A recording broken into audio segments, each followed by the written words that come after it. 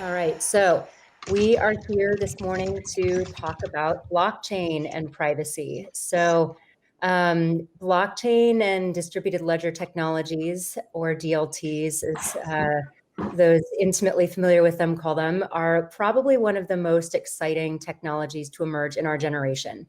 And the interesting thing about them is that they're based on this fundamental idea that a distributed system where you can't trust any of the participants is actually the most trustworthy.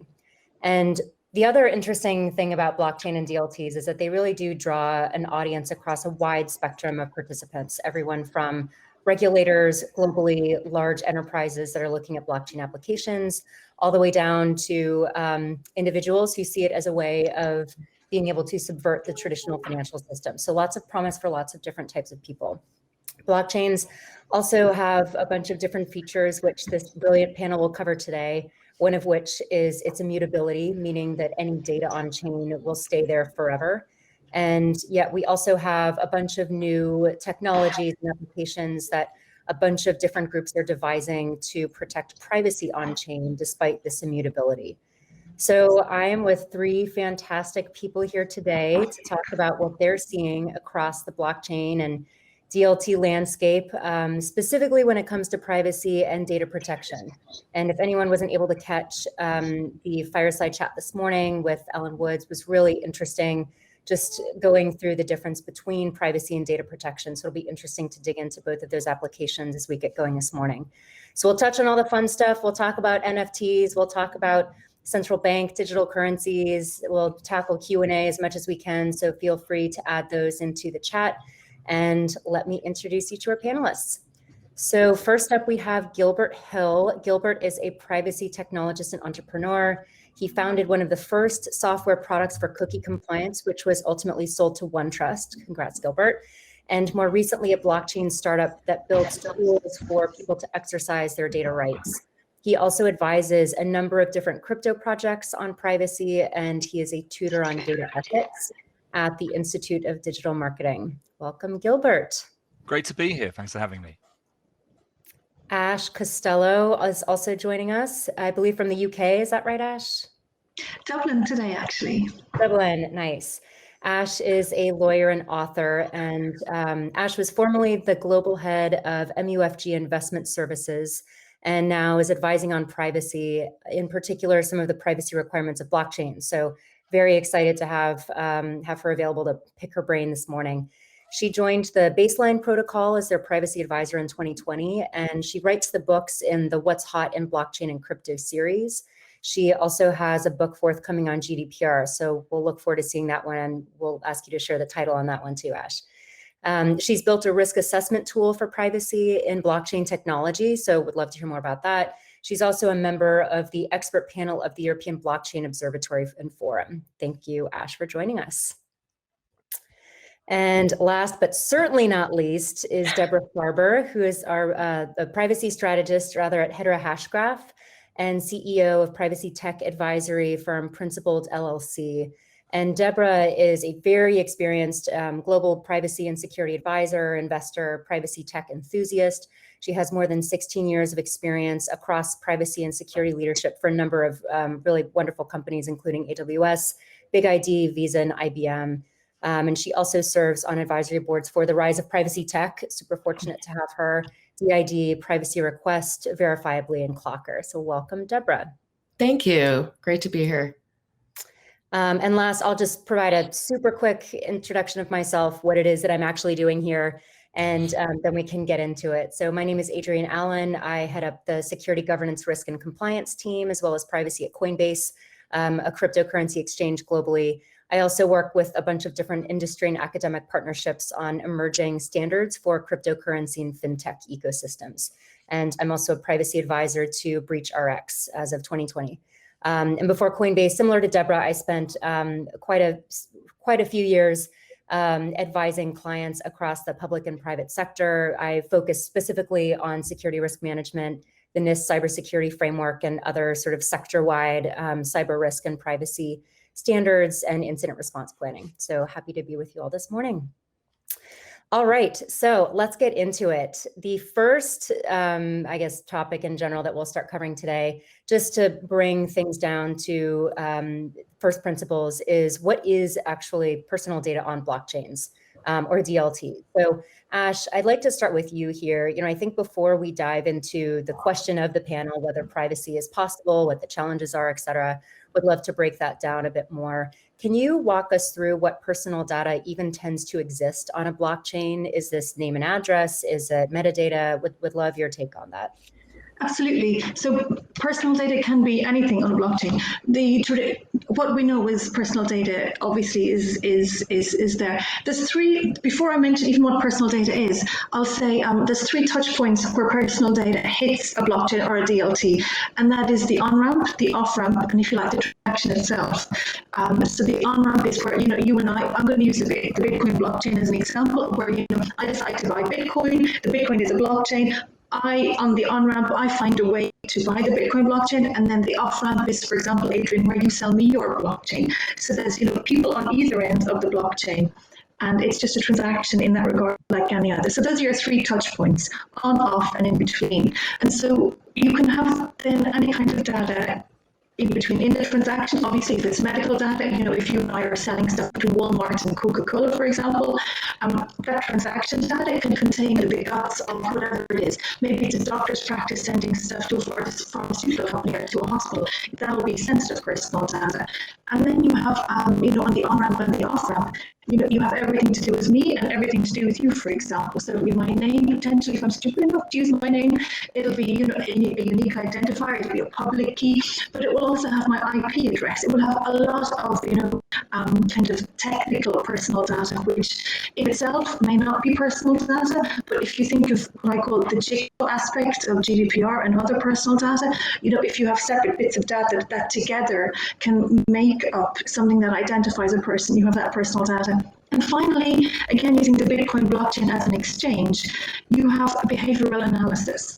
So even before GDPR, even before modern privacy law, there was a famous case where people's phones, just a pattern of use of phone numbers was deemed to be personal data. That was even when you didn't have the names, but if you were able to just look at, for example, France Telecom was a French case, to see, this number calls this number at a certain day, every Wednesday this number calls this number, that's personal data. So when you look at a blockchain, me logging on, using, an identity or something, if you log on every Wednesday at 5 o'clock to buy Bitcoin or whatever else it is, that is personal data in itself.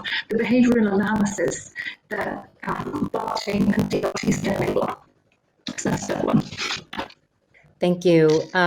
Gilbert, building off of that, sort of, maybe kind of taking another very fundamental approach to starting this conversation, what exactly then is the promise of privacy on blockchains and in DLTs? Obviously, as Ash described, some of the major purposes of interacting on a particular chain is to facilitate potentially some kind of financial transaction or a contract between two parties, right? So there is some degree of exchange of information in order for that to happen, presumably. There may be a litany of different types of transactions that a person or two people might want to make on chain for a variety of reasons. Why are people talking about privacy on blockchains and distributed ledger technologies? Why are people excited about the potential there? Well, I think there's, as has already been pointed out, not all data and not all blockchains are created equal. And we tend to think about applying, crypto tech and strategies to privacy first.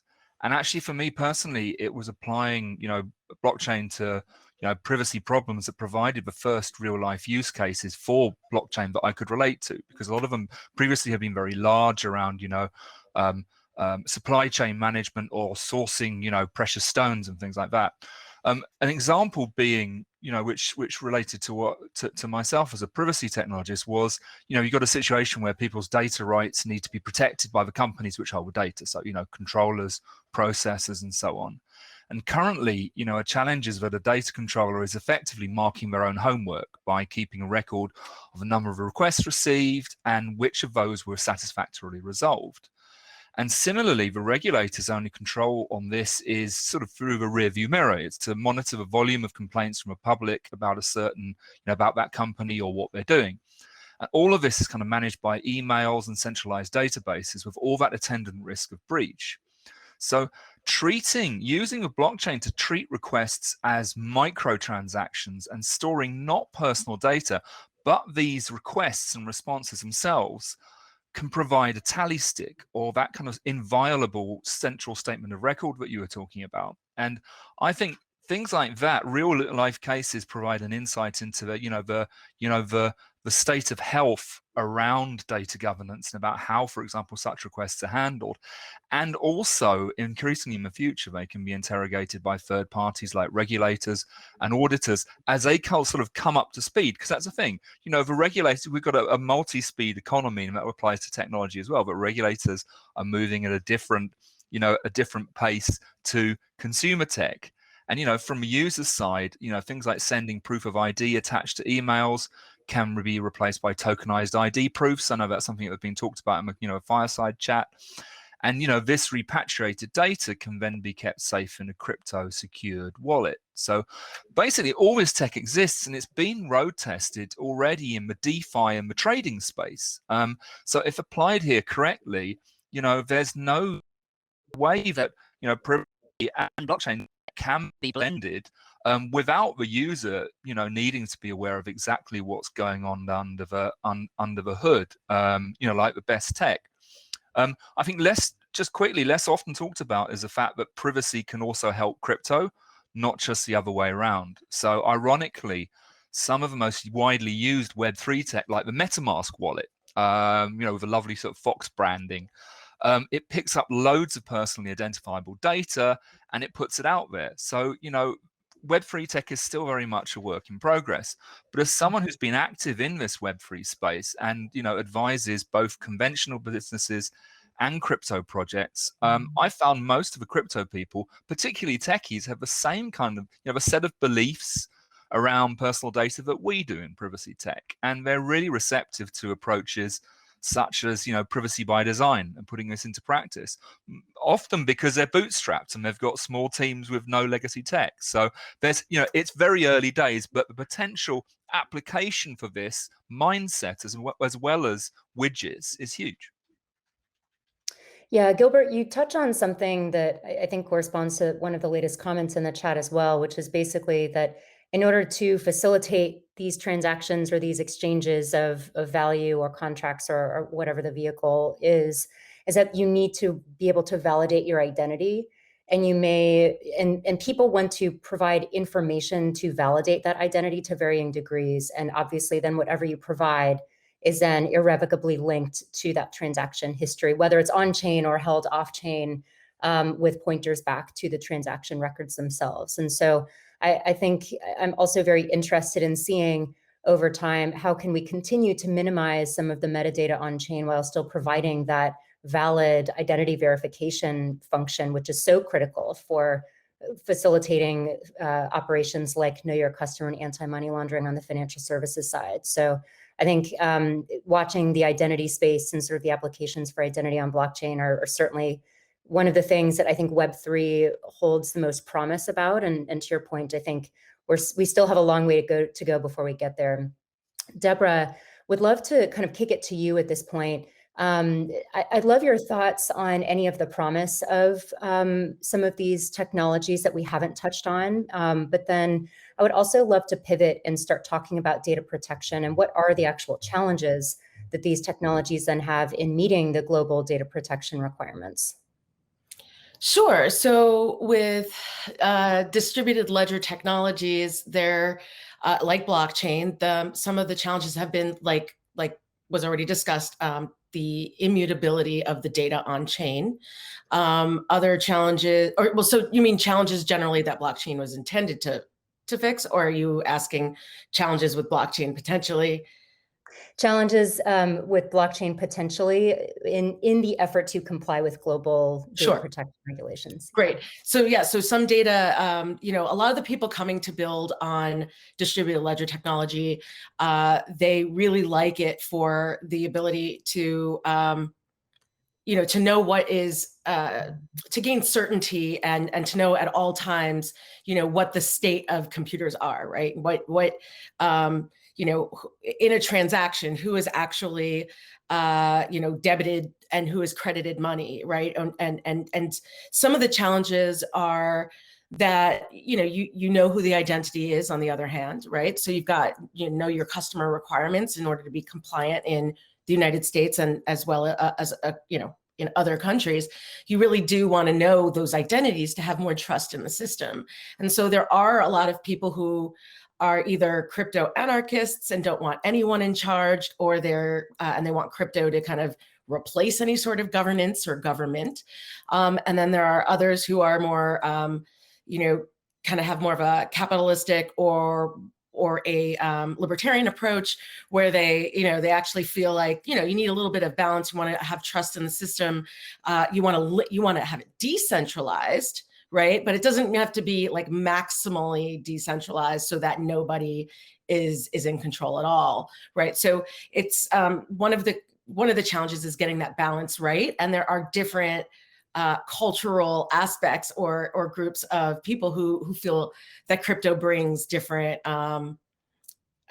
things to the world. In the B2B perspective, or I should say in the corporate transaction world, what we really want is to make sure that the privacy is protected, but that doesn't always mean just that the transaction is anonymous, right? And so there are a lot of privacy coins, or they're going, they're termed privacy coins like Monero and others as Zcash. Because they preserve the anonymity through the transaction, but it doesn't necessarily address all of the data protection requirements, right? We're really just talking about being known on one end of the transaction or the other.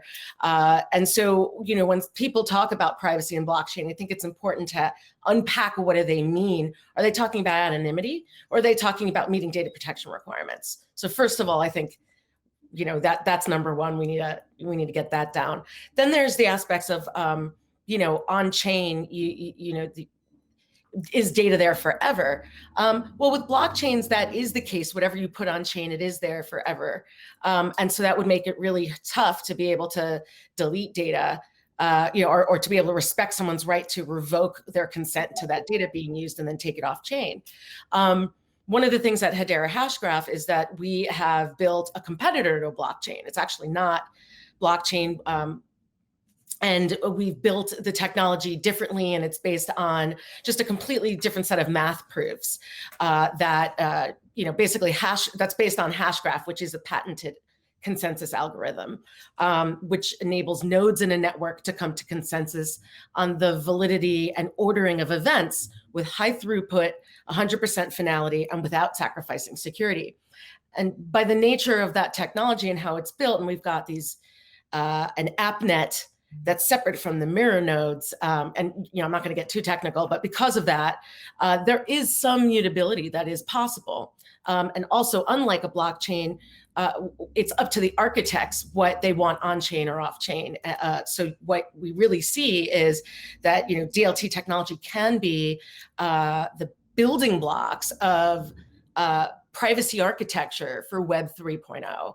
And you could build on top of it too. Like there's a really great company called in the healthcare space called Acor that's built on top of Hedera Hashgraph, and they've created like a consent store, right? So that you could, without even knowing any of the people, like privacy preserving wise, you could still be able to keep track of consents, based on what they've built on top of Hashgraph. And so, there is this way of like zero trust of not necessarily knowing any of the parties or having any of the parties transacting, where you can still share personal data and only the right parties would be able to read it.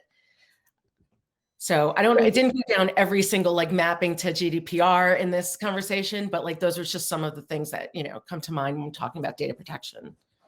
Yeah, absolutely. And you're kind of going right into some of the discussion on specific technologies that we see emerging that can help with some of the challenges. So I think we're kind of moving in that direction already, which is great.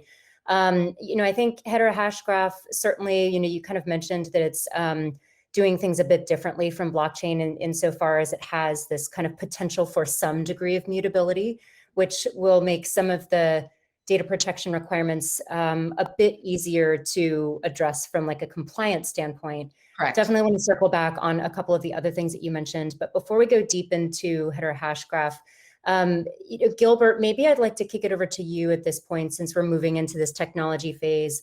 I think one of the fan favorites that tends to come up a lot is a zero knowledge proof. And I think this is probably, again, one of the fundamental concepts that tends to come up when one speaks of blockchain and privacy. And I would love for you to break down for this panel just what that is exactly, and again, what the promise is. Why do people get excited about zero knowledge proofs, and how has it inspired some of the other technologies that have since followed? Sure, and I mean, if I'm going to make one rash prediction, it's that we're all going to be hearing a lot about zero knowledge proofs over the next few years in the way that we have around other things like, you know, AI, blockchain itself, augmented reality. Does that mean that it's all hype? Well, I mean, stepping back a bit, for those of us who aren't steeped in this stuff, zero knowledge proofs are a type of cryptography that basically keep details of a transaction hidden. So this lets someone prove they know or have something without giving up any info about what they know or have. So, for example, I could prove that I know the password to an account without entering the exposure, or that I've got enough money to cover rent for the next year without telling some random person in a brokerage all the details of my personal finances. So actually this technology has implications not just for privacy, but also for, you know, business in general, and even, you know, things like, it can even be applied to things like, you know, nuclear disarmament, like, you know, showing what you need to show that you've complied without, you know, showing everyone your hand. And I guess, you know, because of all this professional uses cases, there's a lot of hype, and I know that, you know, professional services companies are recommending zero knowledge proofs as an area of exploration for their clients, which is typically how all this sexy tech gets promulgated into the real world, into traditional businesses. But of course, it means, like blockchain before it, that we're kind of right at the top of the Gartner hype cycle. But I mean, I do believe that they enable us in privacy, you know, instead of a black and white kind of decision tree borrowed from a security context, which has so often been the case, you know, with the compliance-based approach to privacy, actually to ask more of a question, you know, exactly who needs how much info under what circumstances, that granularity that's been missing. And, you know, obviously on Web 2 platforms like Facebook, all our data is captured and you know, has stuff done to it and monetized centrally, and often without our knowledge. And as we said, you know, on open blockchain, everything is public. So zero knowledge proofs allow counterparties, these provers and these verifiers, to interact, you know, safely and transparently, at least in principle.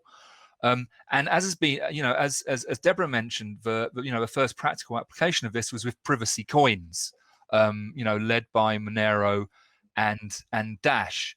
And, you know, these are a class of crypto that provide private and anonymous transactions. So they basically obscure their origin and their destination, the amounts, things like that.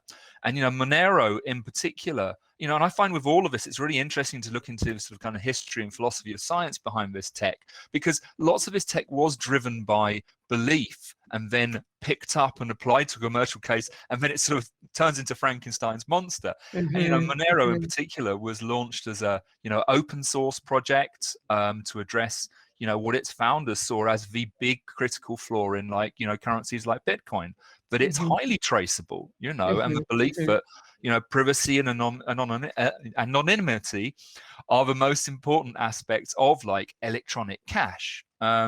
So, you know, I've mentioned that, you know, the privacy coin technologies do things like, you know, generate stealth or burner addresses to mask the user's real wallet balance, you know, and, you know, they're attracting a lot of heat right now, and not without cause. I mean, I was reading in today's FT that they estimate that around 20% of hacker ransoms are now paid in Monero, and that this will rise to 50% by the end of this year. So, you know, there are some concerns, and, you know, it's led to a situation where these coins, you know, although they're not illegal, are banned in some jurisdictions.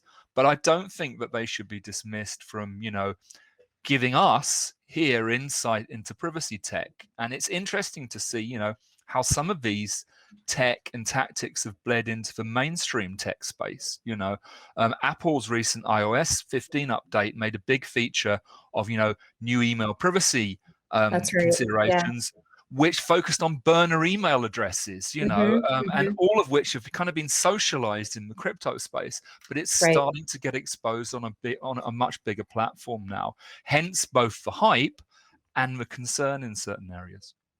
Right. Yeah. I mean, I think the principle of data minimization is still so difficult to actually achieve in practice. And that's exactly what you're describing in the zero knowledge proof, is that you provide only the minimal amount of data that's needed to actually validate that you own this piece of information that you're giving, and that the piece of information is accurate. Not all of the metadata about an entire transaction history or account balance, only that you have a sufficient amount of funds in order to be able to open a certain type of account, and that you are the rightful owner. So, you know, I think the classic example is that you share your driver's license when you're entering into a bar, and really the only thing that the bouncer needs to see is that you're over 21, at least, you know, here in the States, and that that driver's license belongs to you, not that they need to see your address and even the state where you're from, but that it's a valid card that's, you know, has a rightful owner, and that the age is there. So I think that kind of tracing the practicality of this and the adoption is going to be the really big challenge. You know, how does this actually get adopted? To your earlier point, is it the large enterprises that ultimately steer us in that direction because that's sort of required for adoption, or are there other ways? So Ash, I would love to kick it to you at this point, just keeping an eye on our time. I would love to cover NFTs. These have just exploded in the last several months. They're in the news all the time. The value has skyrocketed. There's some really interesting items that have since been tokenized. What are some of the privacy implications of NFTs? Can you talk us through those? And would love for you to draw on some of the European Observatory report that I know you've been working on recently as well, to just, you know, what is the latest guidance and how do we think about this? Thanks, I'd love to. It's NFTs, I love them. They're so exciting. They've revolutionized the art world, the museum world. And they're coming to finance. You know, DeFi near you is going to be on NFTs, not, you know, DeFi is going into NFTs. So just to explain NFTs, non-fungible tokens. Token is a word commonly used in blockchain and crypto. That just means a unit of ownership. The non-fungible part means that each unit, because you can, you know, record the transaction on blockchain, each token is unique in its own right. So you might have 10 copies of something or 100 copies of something, but each of those is unique in their own right. For example, if you know, if you're selling, you know, a photo of the Golden Gate Bridge, which people are doing, you know, and then, you know, you make an NFT of that, which just means a digital representation of that photo, and then you sell it on to, for example, I can sell one to Debra and Adrienne and Gilbert, and then that's 3 NFTs I've sold, and they're unique because they have their own journey. And then, you know, each of the guys here, they sell it onwards. And it's like if you go to, I went to an exhibition years ago when I lived in London of, you know, Grace Kelly's clothes. Now, a bunch of clothes, whatever.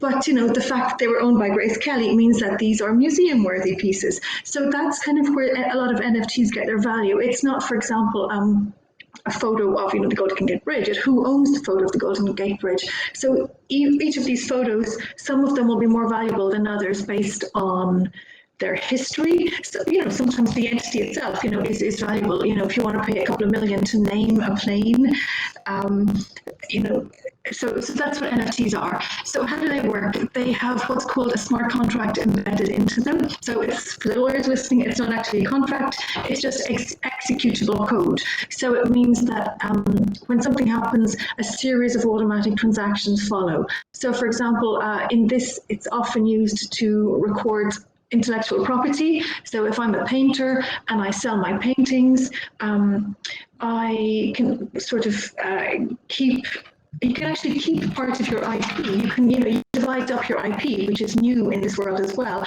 You divide up your IP using some kind of blockchain or DLT, and then you can track it and you can be monetized as, you know, your IP goes along. So, and the smart contracts enable that to happen automatically. So each smart contract is different. It is what you want it to be. And so this is a privacy discussion. So how does this impact on privacy? So the smart contract there, the executable code, which happens automatically, those of you who are familiar with GDPR will be, the automatic thing there will, send your, your neon lights flashing, because that is disallowed under GDPR. You have to have the possibility for human intervention, where there's automatic profiling or automatic decision making, which has an effect on people's the legal effect on people's lives. So given that NFTs are exploding into every area of people's lives, and I know we're going to touch on government coins a little bit later, but government coins as well, and a lot of central bank digital currencies are using smart contracts, so and potentially on an NFT basis. So that NFTs, depending on what is being sold, can have privacy aspects when it hits, that automatic profiling system. Also, it has your usual, privacy considerations of if there's just, me as an artist, for example, selling the photos or whatever, art I've created. Do I want to be associated with this art, for example? How do I remove the IP? There's a lot of things there where, personal data, if it's constantly being sold or pushed on, how do you pull out? And like the guys were saying earlier, blockchain, DLT, it's immutable. You can't necessarily remove your association with something. If, for example, someone, the photo of the Golden Gate Bridge, if I stole this photo of the Golden Gate Bridge and then, I sold it onwards to Adrienne, she doesn't know it's sold, she sells it onwards. She was innocent, but yet she might be associated with this tainted good. And because, it's part of the smart contract, part of the... Sorry. So, everyone is pulled in. If you happen to be, involved in a fraud somewhere along the line, in normal world, you can kind of remove yourself from it. So there's NFTs, what they are enabling is absolutely phenomenal. The automatic aspect of it is phenomenal, and the revolutionizing of the world, the different industries it's affecting is phenomenal. But from a privacy perspective, you're out there and you have no control on what happens after you sell on your NFT. There's a famous one. Kate Moss made an NFT and she sold it of her sleeping. Curious, but hey, I'm just going to leave that there. What do you do with that personal data? Gilbert or Deborah, anything to add on to the NFT topic? I think they're interesting. I haven't dived into NFTs as much as, some of the use cases for it, but from a personal data perspective, I'm going to leave that one to Ash and Gilbert. All I'd say is that watch this space. I think it's, the use of NFTs. What's been fantastic about NFTs is how they've made blockchain technology accessible, because everyone can relate to pictures of Kate Moss sleeping or the Beeple thing, and it's socialized some of this stuff that was previously the preserve of a hardcore, a bit like some of the privacy technology. And I think there's some very interesting future applications around, consent. That having started my kind of journey with cookie banners, I know that we can do a lot better than that, and the prospect of potentially, NFT-izing elements of properly regulated consent could be very interesting, and that would be another interesting thing to start to trade, to kind of crystallize some of those elements. But that again, it's a question of time for this to move beyond into. And that's why this kind of dialogue between different areas is so vital, because it's only the external insight that gives us a clue what to do with this tech. Absolutely. I think that's a great point, is that it's all about use cases, right? And so we're still, it's so nascent, so early in the crypto journey, even though, it's been over a decade since Bitcoin's been around. This is we're just at the beginning, where we're trying to apply, the theory and the math and all that to real world use cases. And we're seeing a lot of the creator economy, right, really be, kind of rally around NFTs, and so a lot of startups. But we're also seeing, enterprises getting into the space as well, because you can tokenize anything. And, in doing that, I've seen applications around tokenizing DNA, or so that this way only the right people can read read it, and it might be on chain, but it's only legible, and I know there's a lot of privacy implications with that, so we'll leave it at that. But I've seen tokenizing real estate, right? It'll be interesting to see what takes hold, and then what can actually meet the requirements of conducting business today, and what use cases will need. I mean, additional layers of, there's like a layer 2 technology that might make, be part of the architecture that makes something compliant. So I think there's just a lot of room for innovation right now, and a lot of players in the ecosystem to kind of work together to, kind of combine to figure out what Web 3.0 really looks like. I think it was Mike Novogratz who said that, one of the things that is most promising about the space right now is just the sheer influx of amazing talent right now. We really do have some of, the best minds and people kind of really starting to pour their brains into the space. So it'll be exciting to see what comes of that. You have a great question about just some additional applications for DLT, Deborah. I know we've talked primarily about just the supply chain integrity use cases a bit. As well as some of, the museum-worthy tokenization and some of that tracking of valuable items, for example, that Ash was mentioning. Can you walk us through a bit more about what DLT is trying to solve for on sort of the utility side? What are some of the use cases that maybe we haven't touched on? Sure. So on the utility side, I mean, God, there's so much, because basically, the whole goal is using this as privacy architecture would be to focus on reducing identifiability of data while also decentralizing the operations. And I feel like that's the real main crux of what, the value of, at least from a privacy perspective, that Hashgraph brings. And, we could do it super, super fast. So one of the challenges is that blockchain has a lot of latency problems by adding complexity to the algorithm and doing all those math problems. By design, it's meant to be slower. And so as more and more people use blockchains like that are based on, Ethereum or other, Bitcoin or whatever they're building on, some of the challenges they're having is with throughput and the transactions being super, they're kind of slower than desired, much faster than other traditional transactions, but slower than desired. And then also having the, I said throughput, so there's scalability issues, and then also being expensive, because if too many people are using the network at once, you could have problems where the network forks, which is a security issue that, like, which of the forks are you going to choose? And you might have to split out and have different blockchains now, or if you're also have too much in the network, it gets too expensive. And so all of a sudden, the fees for a transaction are, maybe they're no longer, $1, and now they're like, $30. And so there's a little less certainty right now in the DLT space. So one of the areas where Hashgraph is winning over some customers is that it's lightning fast in the way that the technology is deployed. You could even have microtransactions for like a fraction of a penny. And so it makes it easy to have that uptime, the integrity in the network, that throughput, and then finality. It'll never fork. So there's a lot of innovation still going on. Some real world use cases. I mean, in the NFT space, there's plenty where you can, like Galaxy is built on Hashgraph, for instance, where anybody can, get into sports, and, there's NFTs on, what shoes should your player wear, at the next game, or, ways to better engage with your, with different stars, for instance, but done in a privacy preserving, secure manner.